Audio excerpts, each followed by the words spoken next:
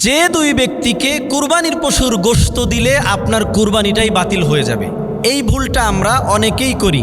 যিনি দিচ্ছেন তিনি ওই ভুলটা করবেন না, যিনি নিচ্ছেন তিনি ওই ভুলটা করবেন না। যদি করেন, আপনার এই ভুলের কারণে ওই ব্যক্তির কুরবানিটা বাতিল হয়ে যাচ্ছে।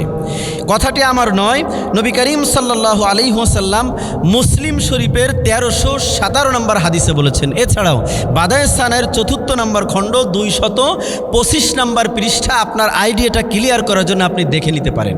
এ বিষয় সম্পর্কে হযরতে আলী রাদিয়াল্লাহু তাআলা আনহু বলেন, নবী করিম সাল্লাল্লাহু আলাইহি ওয়াসাল্লাম তার কুরবানির পশু দেখাশোনার জন্য আলী রাদিয়াল্লাহু তাআলা আনহু বলছেন, আমাকে দেখার দায়িত্ব দিলেন। আমি তার কুরবানির পশু দেখাশোনা করতে লাগলাম। কুরবানির দিন আমি যখন কুরবানি করব, তার পূর্বেই নবী করিম সাল্লাল্লাহু আলাইহি ওয়াসাল্লাম আমাকে এসে বলছেন, আলী, তুমি যেই পশুটা কুরবানি করবে, এই পশু কুরবানি করার পরে এই দুই শ্রেণীর ব্যক্তিকে এই পশু থেকে কুরবানির গোশত দিবে না। আলীকে যদি আল্লাহর নবী নির্দেশ করে থাকে, নির্দেশটা আমাদের জন্য বলবৎ রয়েছে।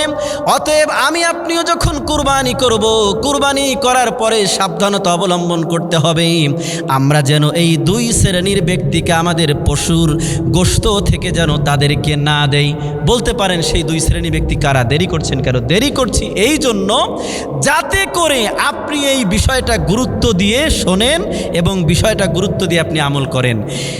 প্রথম নাম্বার, যাকে আপনি গোশত দিতে পারবেন না তা হচ্ছে যিনি কসাই থাকে, গরুটা জবাই করে।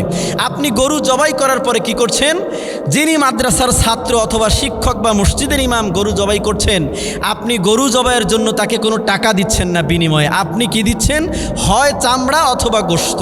আপনি এই কুরবানির পশু জবাই করার বিনিময়ে যদি এক টুকরো গোশত দেন, আপনার কুরবানিটা বাতিল হয়ে যাবে। তাকে আপনি জবাই করার বিনিময়ে টাকা নির্ধারণ করে নেবেন। আপনি লক্ষ টাকা দিয়ে গরু কিনতে পেরেছেন, অথচ গরুটা জবাই করতেছে, এর জন্য আপনি 100 টাকা দিতে পারেন। এত কৃপণ, তাহলে কুরবানি দিচ্ছেন কেন? আপনি কুরবানি যেহেতু করছেন, লক্ষ টাকার কুরবানি যেহেতু করছেন, এখানে 500 টাকা রাখবেন যিনি জবে করবে তার জন্য। তার থেকে ভালো হয় নিজের কুরবানি নিজে জবাই করলে। এটাতে কোনো কুরবানির পশু জবাই করতে কোনো গুণমন্ত্র লাগে না, শুধুমাত্র বিসমিল্লাহি আল্লাহু আকবার বলেই জবাই করা যায়।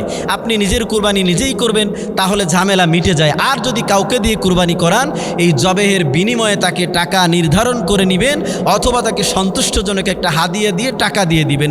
এরপরে যদি আপনি গোশত দেন ভিন্ন কথা, কিন্তু জবেহের বিনিময়ে আপনি গোশত চামড়া দিতে পারবেন না। দ্বিতীয় নাম্বার, ওই ব্যক্তিকে কুরবানির গোশত দিতে পারবেন না, তা হচ্ছে নিজের গরু কুটা কাটার জন্য নিজে কষ্ট করে আপনি হয়তো শেষ করতে পারবেন না, এজন্য লোক আনেন, অথবা বাড়ির কাজের লোক, আশেপাশের লোকজন আপনার গরুর কুটা কাটার সঙ্গে থাকে।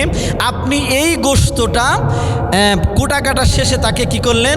এই কষ্ট করে কুটছে, আপনার সঙ্গে থাকছে, এই জন্য আপনি তাকে একটু বেশি করে গোশত দিয়ে দিলেন না। আপনার সঙ্গে কষ্ট করতেছে, এর জন্য আপনি আলাদা পারিশ্রমিক নির্ধারণ করে এই পরিশ্রমের জন্য পারিশ্রমিক দিয়ে দিবেন, কিন্তু বিনিময়ে গোশত দিবেন না। পারিশ্রমিক দেওয়ার পরে যদি আপনি গোশত দেন, তাহলে আপনার কুরবানিটা হালাল হবে। কিন্তু কাজের বিনিময়ে যদি আপনি কুরবানির পশুর থেকে গরুর একটা পায়াও দেন, ভুড়িও দেন, নাড়িও দেন, তারপরে আপনার কুরবানি কবুল হবে না। যদি আপনি কাউকে দিয়ে আপনার পশুর কোনো কাজ করান, অবশ্যই তাকে এর জন্য মূল্য নির্ধারণ করে সেটা পরিশোধ করবেন, তাহলেই আপনার কুরবানি সহিশুদ্ধ হবে ইনশাআল্লাহ।